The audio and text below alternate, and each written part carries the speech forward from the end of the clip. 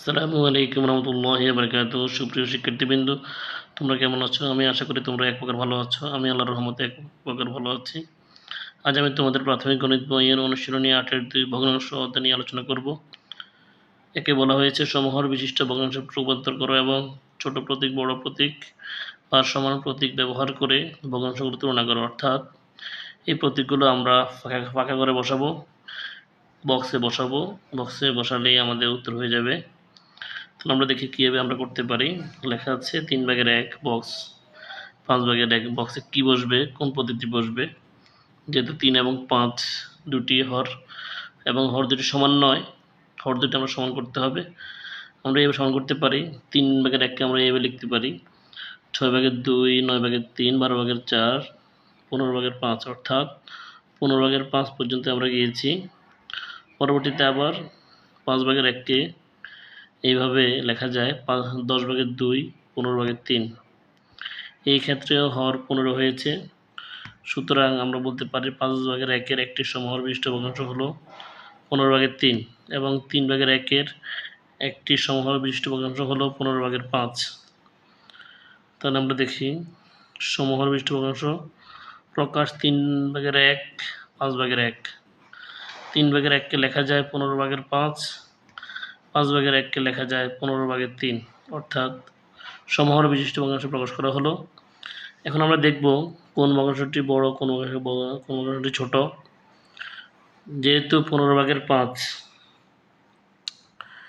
Greater than 15/3, অর্থাৎ 15/5 15/3 চেয়ে বড়, সেহেতু 3/1 গ্রেটার দেন 5/1, অর্থাৎ 3/1 5/1 চেয়ে বড়। আমরা এভাবে লিখতে পারি। সুতরাং 3/1 গ্রেটার দেন 5/1, অর্থাৎ বড় প্রতীক 5/1। আশা করি শিক্ষার্থী বন্ধুরা তোমরা বুঝতে পেরেছ। এখন পরবর্তী সমস্যাটিতে আমরা দেখি 4 নম্বর তোমাদের পাঠ্য বইয়ের 4/3 বক্স 16/12, অর্থাৎ বক্সে কোন প্রতীকটি বসবে আমরা দেখি। প্রথমে আমরা 4/3 লিখব। যেহেতু 4 এবং 16 দুটি অসমান হর বিশিষ্ট ভগ্নাংশ, হর বিশিষ্ট সংখ্যা, এই জন্য আমরা হরগুলোকে সমান করব। তাহলে আমরা লিখতে পারি 4/3কে আমরা পরিণত করতে পারি 16/12, অর্থাৎ 4 দিয়ে গুণ করে 16/12 লেখা যায়।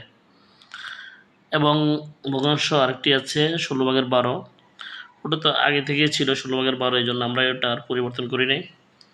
এখন আমরা সমহর বিশিষ্ট ভগ্নাংশে লিখব 4/3। প্রশ্ন যেভাবে লেখা ছিল 16/12কে লেখা যায় সমহর বিশিষ্ট ভগ্নাংশ হলো 16/12, 16/12।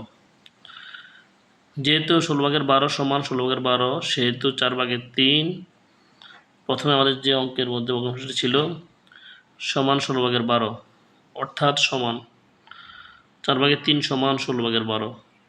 আশা করি শিক্ষার্থী বন্ধুরা তোমরা আজকের ক্লাসটি সুন্দরভাবে বুঝতে পেরেছ। তোমাদের কোনো সমস্যা হলে আমাকে কমেন্টের মাধ্যমে জানাবে।